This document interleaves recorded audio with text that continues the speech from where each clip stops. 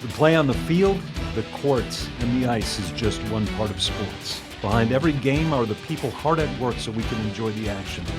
They're the owners, administrators, agents, broadcasters, and promoters who bring the games to life.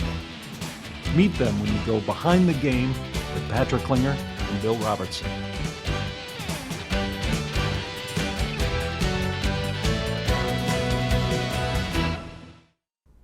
Welcome to Behind the Game. I'm Patrick Klinger.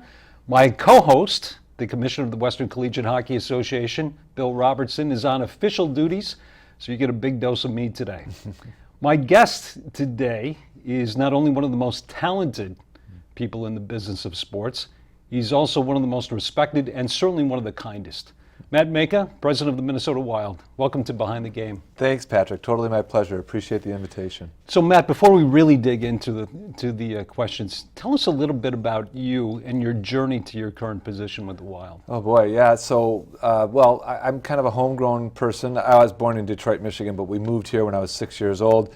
Had a great upbringing in the western suburbs. Ended up at the University of Minnesota. And I had a real interest in sports back then. And actually what I wanted to be was a sports broadcaster. And long story short, I wasn't very good at that, all right? And that kind of dawned on me finally. And I started looking in other directions and happened upon a want ad for what was called Ole's Innovative Sports at the time, better known now as Rollerblade, and had a wonderful run here in the Twin Cities and really throughout the country in the 80s and 90s. Worked there for 15 years, got to meet a gentleman named Bob Nagley, who was the owner of Rollerblade. We established a friendship and a relationship, and he was a great mentor to me.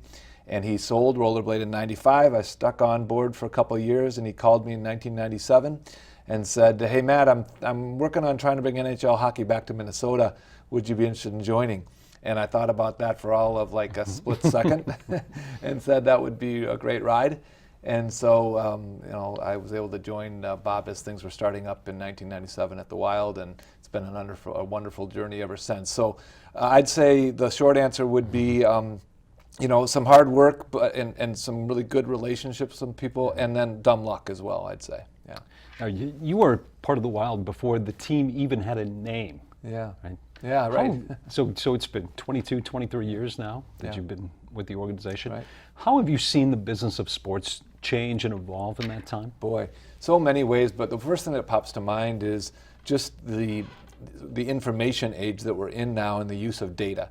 And I mean both on the sports side, the hockey operations side, where we have analytics folks that are breaking down the game and players in very different ways than we were even 5 years ago, And the same is true on the business side. The analytics applications, the data applications in the way we sell and go to market these days are completely different than 3 years ago. Forget about 5 or 10, So that'd be the first thing that comes to mind, is just the use of data. And maybe a second thing would be how customers, the way in which they consume sports is changing as we speak right now. And, we have different generations who we need to appeal to, and they have different tastes in terms of how they consume the Minnesota Wild.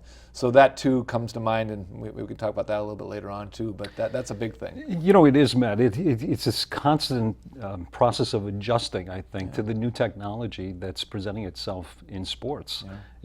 You're absolutely right. What was done just a year or two ago is maybe different today. Absolutely. Absolutely. So I think every professional sports organization, really any organization, really has to be adapting. Yeah. Now, you've worked with two different owners over the course of your history with the Wild. The two owners the team has had, Bob Nagley, who you mentioned a couple of moments ago, and Craig Leopold. Yeah. Share with us, if you would, some of the similarities and some of the differences between those two gentlemen. Well, they're both great people. I'd start there. They're both outstanding individuals who also, despite their wealth, are really grounded people, and that was a real blessing to work with both of them in that way. In terms of their differences, Craig is a super fan of the game. He's really invested emotionally in how we do night in, night out. Not to say that Bob wasn't, but Craig's probably more attentive to the game and what's going on the ice, and living and dying a little bit with each win or loss or give away or take away on the ice, whatever, in the moment. which I think is great. And I think our fans like that about Craig as well, is how invested he is in the game and in winning and in trying to bring a Stanley Cup to Minnesota. And Craig is, he's also put all of that emotion and energy into building a good hockey team. He's spent against the cap. He's right up against the cap every year. I think fans like that as well.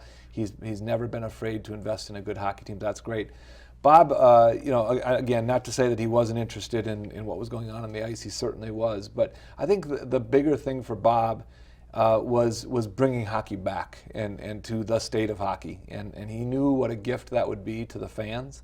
And he worked so hard at it. And I think that was the payoff for him, was to, having grown up here, having played high school hockey in Minnesota and then also at Dartmouth College, he had hockey in his blood. He knew how much it hurt to lose hockey, NHL hockey from this state.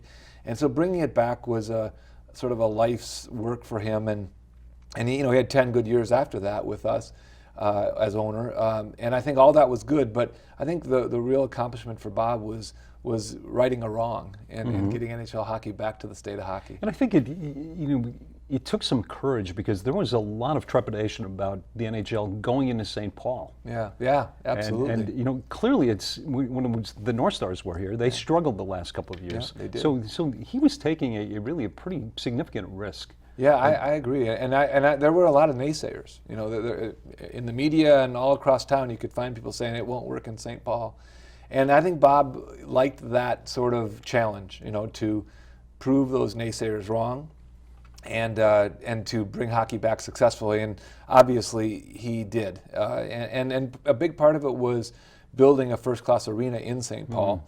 The pride that St. Paul folks took in that. And there was a little bit of, they wanted to prove to everybody that St. Paul could be a major league town. They certainly did that. But it's also not to say that we haven't had support, from the western suburbs and all throughout Minnesota. They're all a big part of our success. But I think St. Paul had something to prove as well, and they've certainly done so 20 years later. Matt, this is the 20th season of the Minnesota Wild, and the team is yet to play in a Stanley Cup. Yeah. How much pressure do you feel personally, and does the organization, to deliver a Stanley Cup to the state of hockey?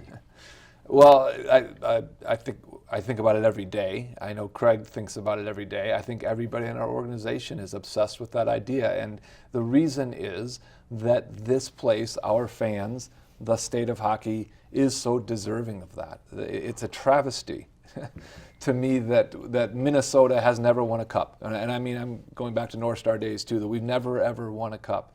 Our fans deserve that. And I will say, it hurts me to think that there's some other markets that have less hockey history and tradition and such who've won a cup or two. That pains me, and it's not just me. I know it's a driving force for our entire organization. And we've had some regular appearances in the playoffs. It's a big regret so far that we haven't been able to go deep, but I believe we're going to, and that remains the number one goal, and it's what drives us. Over the course of these 20 seasons, the Wild fan base has stayed incredibly loyal. Yeah. In fact, this season you're playing to over 97% capacity at XL Energy Center. What do you think it is that the team has engendered such loyalty among its fans? Well, I would start with just, I have to say it has nothing to do, not all of it has to do with the Wild. It started a long, long time ago with the tradition and heritage and passion for this sport in this state. It's, in my opinion, the native sport of Minnesota.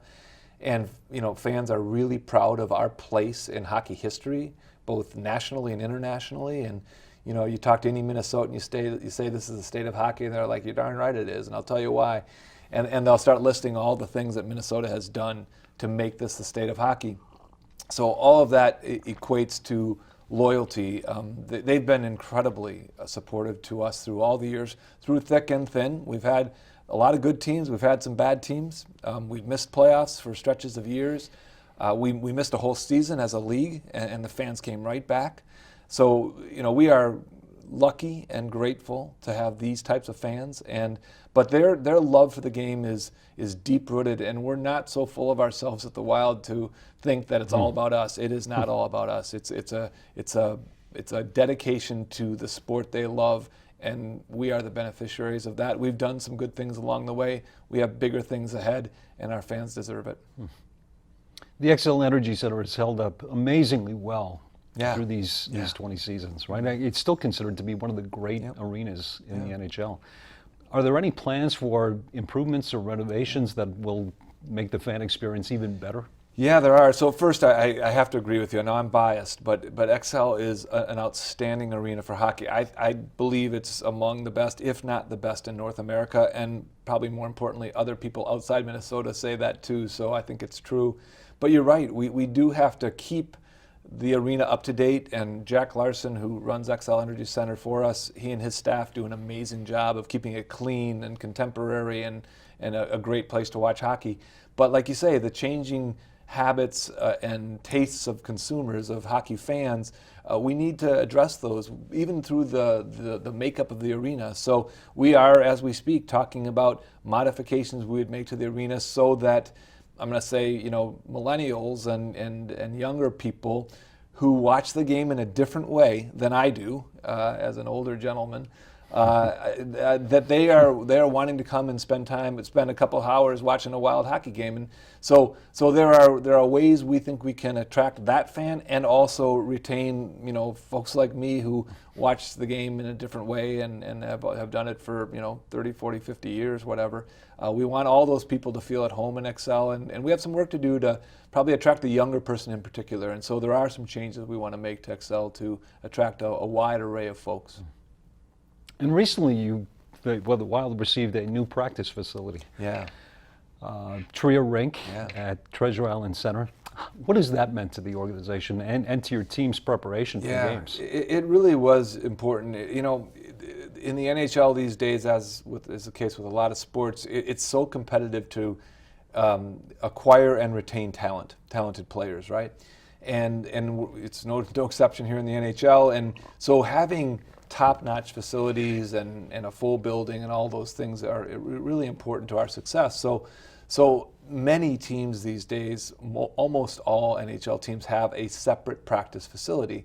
For all these years, we did not. The team sometimes practiced inside XL Energy Center, but so many days we were having another concert or another event going on, so the team would get sort of kicked out of the arena to practice at various places around the Twin Cities. And we've been anywhere and everywhere through our 20 years as a secondary practice facility. Not really convenient, not all that easy, and a little challenging for the players, one day to go here, one day to go there. So working with the city of St. Paul and over the past number of years, this opportunity to have the rink just a few blocks away, and really a state-of-the-art rink. It is really spectacular, really unique, has a wall of windows on the west side that I've never really seen before in a hockey rink, really.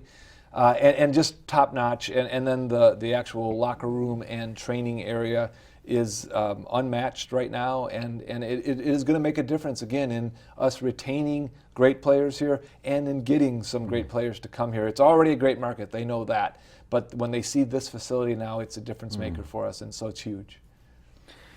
This is an incredibly competitive sports environment. You've got every major professional sports team, plus a Big Ten university with all the major sports.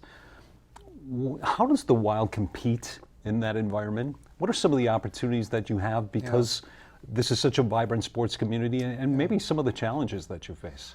Yeah, you're right. For the size of our market, we are blessed with a sort of a disproportionate number of major league sports franchises, right? And I would also say great venues also now. It wasn't 10 years ago, XL was still probably the best venue in town by a fair bit. All of a sudden, Target Field comes along, outstanding venue, TCF Bank Stadium, US Bank Stadium, and now Allianz Field. I mean, we are, as a sports market, I don't know of any other market that has that lineup of great venues and relatively new venues. But it does make for a crowded marketplace at the same time, and we all have to earn our way. Having said that, I really think that there's room for everybody, and I think we've seen that in the past. Actually, when we've had some moments where many of the teams have been successful at once, the buildings are all full. We've had that, and I'm sure we'll have it again.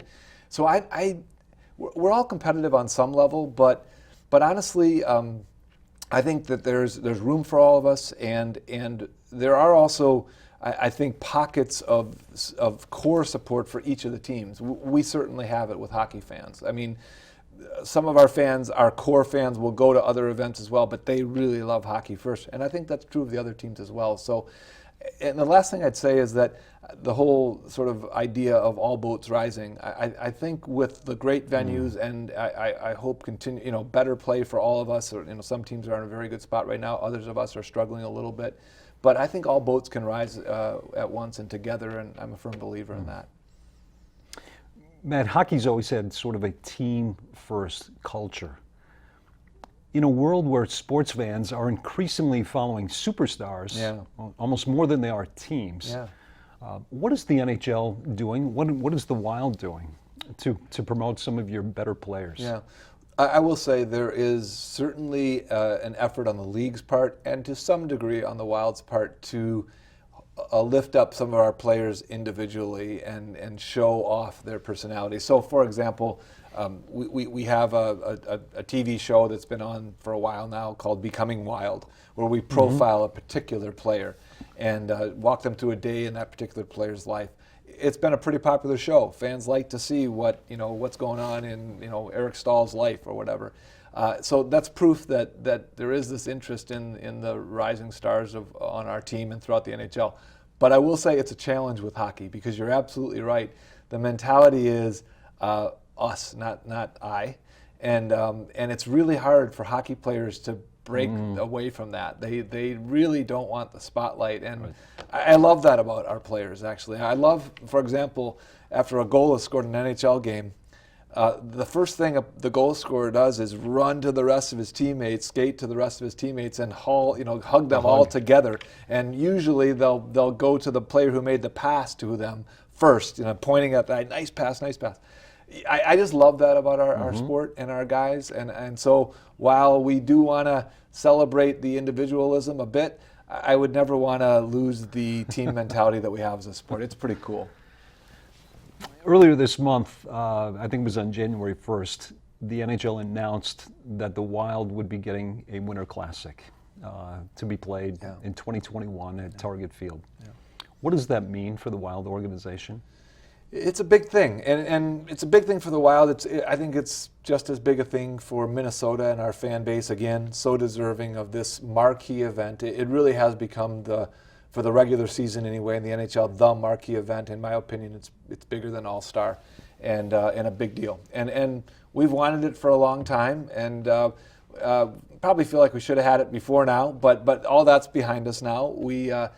And I will say this too, the league, as we've been petitioning the league over a number of years now, they've always said to us, hey, look, it's not about your market. We know, state of hockey, your fans deserve the game. That's not the issue. What they said to us, and this is fair, this is going back probably 8-10 years ago, was, hey, look, you need to be a better hockey team. We need a little better TV ratings. We need you to be a better hockey team. We need some star power on your team.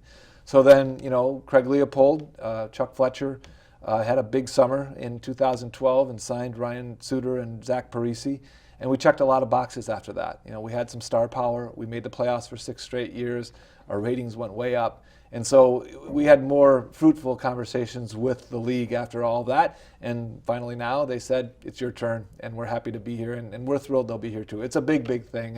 And I want to mention too that the city of Minneapolis and in particular the Minnesota Twins have been outstanding partners in this pursuit. We're really excited to play it at Target Field, #1 venue, outstanding venue, and Dave St. Peter and the Twins staff have been great partners in helping us get that game. That's great. I'm curious why it is going to Target Field as opposed to TCF Bank Stadium, where you had a Stadium Series game in 2016 that was incredibly successful. Yeah, it worked out great. The Stadium Series game was outstanding, and the U of M and TCF Bank Stadium were great folks to work with, and no regrets at all. Really kind of a storybook game against the Blackhawks. I think we won 6-1 that day, and the weather was perfect. We had a little bit of snow actually, and it was all great. But we thought coming back, it would just be good to change it up, just have a different venue, a different sort of orientation, and they are, as you know, pretty different venues actually.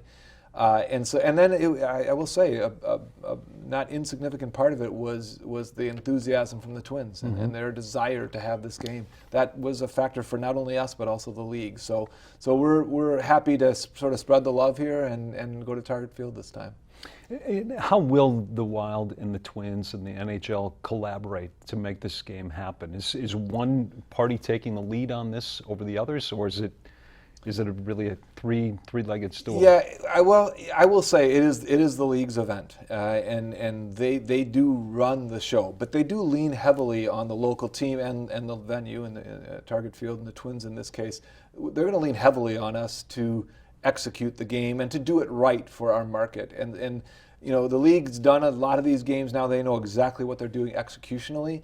But from a brand standpoint and sort of a look and feel standpoint, they're going to look to us and also the Twins to make sure we honor our market the right way. So we're looking forward to that opportunity, and it's going to be a state of hockey celebration for sure. Yeah. Community involvement has always been a cornerstone of the Wild brand. Tell us, if you would, a little bit about why being active in the community is so important to the organization. Yeah. Well, I'll start by saying our mission as an organization is really simple. It's to create a greater state of hockey, all right? Create a greater state of hockey. So super simple, right? And what does it mean? What it really means, and we've said this many, many times to all of our employees, it means that we're gonna make our community better. That's really what we mean by create a greater state of hockey. That's what we get out of bed to do every day, is to create a better community. And we feel if we do that, it will resonate back to us. It will resonate with our community, and there'll be a payback to us. And that has happened. I believe we've been good citizens in the community from day one. I can't imagine that ever changing. It started with Bob Nagley. It's continued under Craig Leopold. I can't imagine a Wild organization that wasn't integral in the community and trying to do great things. But I give a ton of credit to my team members at the Wild, all of our employees who so willingly dive in and embrace that mission of creating a greater state of hockey and getting involved in our community. Last thing I'll mention really quick is we actually, you know, most organizations have personal time off, PTO hours, right? We have also VTO hours, so volunteer time off. That is that we highly encourage all of our employees to take a certain number of hours every year that dedicate it to the community, and they're compensated for that. And I'm really proud of the work that our organization has done to compel our employees to do it. Our employees would do it anyway. You recently added a four-legged furry member to the roster. Breezer. Breezer. Talk a little bit about Breezer, if you would, and the initiative behind that program. So, our most popular employee by a long shot, Breezer. It is so, I just get such a smile on my face when I talk about Breezer because A, he's such a great dog, and it's just a great story to tell. So, we had this notion of having a team dog, okay, and I think that's coming. I mean, there are a number of teams that now have dogs, and not only in hockey, but it's coming along. And so, you know, we didn't invent it, but I think we were on the forefront of it. Let's say, let's have this team dog. So then we called Coco's Heart in Hudson, Wisconsin, which is a rescue shelter for dogs. They do an outstanding job with their efforts, and we've known them for a few years now and have done various things with them. So they found us a great dog who was in dire need of help, you know, a rescue dog. And I think he's a lab golden mix, we think. Awesome dog. So he was delivered to us in the summer. My wife, Kim, and I are the fosters for him for this year. So I bring him to the office 3 days a week or so, and he's at every home game, and he's got a little place where fans can greet him and take pictures with him and all that. He's got his own social media account, MN Wild Pup. So he's going to be with us for this year, and he has lifted the morale of the organization like no other employee. They sign up to take him for walks. They can bring him to their department for an hour or whatever. He is our most that part of that sought-after. VTO time? Yeah, right. Yeah, exactly. They all sign up for time with Breezer for sure. So in any case, but the cooler part is that at the end of the season, at the end of this year, we will hand him off to Soldier 6, which is a veterans organization, who will train him to be a therapy dog. and then he will be handed off to a veteran with PTSD and certain needs for a therapy dog for the rest of his life. So I love that story, and Breezer's going to be an awesome therapy dog and friend to somebody over time here. We're going to miss him. Yeah. But we'll find our way, and we'll probably do this again next year and keep going with it because it's been so great. So that's great. Thank you. Matt, hockey has historically been a white sport for the most part. It has, and it's changing a little bit. But what is the league doing to try to diversify the game, both among those who are playing the game as well as those who are watching and attending games? Right. I'd say the first couple things I'd point to is our efforts to reach communities that don't have access to the game, because let's face it, it's an expensive game. You can't just go out and, well, in many cities throughout North America, you can't just go out and skate. You need a venue with ice, and that's not always available in the southern markets, of course, not readily available like it is here. And then you need equipment, and so it's an expensive sport. So making it financially available to communities that typically haven't had access to it is the first effort. And there's a number of initiatives that are out there from the league. There's kind of an umbrella program called Hockey is for Everyone that addresses getting into communities of disadvantaged communities and introducing the sport of hockey. The Wild also has done the same thing by creating a program called Little Wild here in the Twin City, or here in Minnesota, I should say, because we get to greater Minnesota also. And it's a startup program for, frankly, people who probably can't afford the sport, and it gets them in at basically for free and get trained in hockey. And then there are a lot of programs through Minnesota Hockey, the governing body here, that allow for certain communities to play the game at a discounted rate. So we're working with not only the league but also Minnesota Hockey and the community to bring the sport to communities that haven't had normal access to it. And the other thing I'd quickly say is that I give the league some credit too in the way that they have celebrated Black history in the NHL. Willie O'Ree probably was the first Black hockey player. Willie has become an ambassador for the league, travels around, is super busy, and does a great job as an ambassador to reach out to communities of color, and give them a ton of credit for their efforts there as well. Fantastic. Matt, we're down to our last minute. Okay. Tell me what you think lies ahead for the NHL. What does the future of the league look like? Yeah, I like our chances as a league just because of the pace of our game, the continuous action of our game. Our games are predictable in terms of their length. So I think it's a sport that appeals to a wide array of communities and also ages.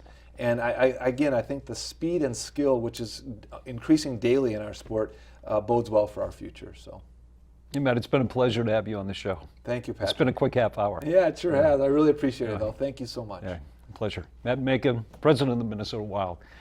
And thank you for watching Behind the Game. We'll see you again next month.